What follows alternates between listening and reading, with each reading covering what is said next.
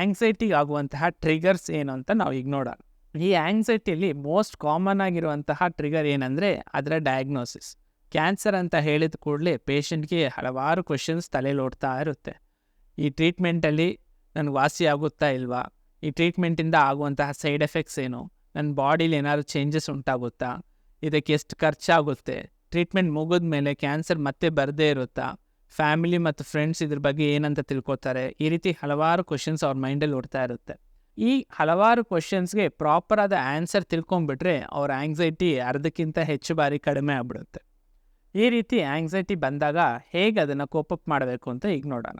Most of the time ಈ ಆಂಗ್ಸೈಟಿನ ಕಡಿಮೆ ಮಾಡ್ಕೊಳ್ಳೋದಕ್ಕೆ ಫಸ್ಟ್ ನಾವು ಹೇಳುವಂತಹ ಟಿಪ್ಸ್ ಏನಂದರೆ, ನಿಮಗೆ ಹಾಗೂ ನಿಮ್ಮ ಫ್ಯಾಮಿಲಿಗೆ ಅದ್ರ ಬಗ್ಗೆ ಇರುವಂತಹ ಡೌಟ್ಸನ್ನು ನಿಮ್ಮ ಡಾಕ್ಟ್ರ್ ಹತ್ರ ಓಪನ್ ಆಗಿ ಡಿಸ್ಕಸ್ ಮಾಡಿ ಅಂತ ಹೇಳ್ತೀವಿ. ನಿಮಗಿರುವಂತಹ ಡೌಟ್ಸನ್ನು ಕ್ಲಿಯರ್ ಮಾಡಿಕೊಂಡ್ರೆ ಈ ಆಂಗ್ಸೈಟಿ ಅನ್ನೋದು ಹಲವು ಬಾರಿ ಹೋಗ್ಬಿಡುತ್ತೆ.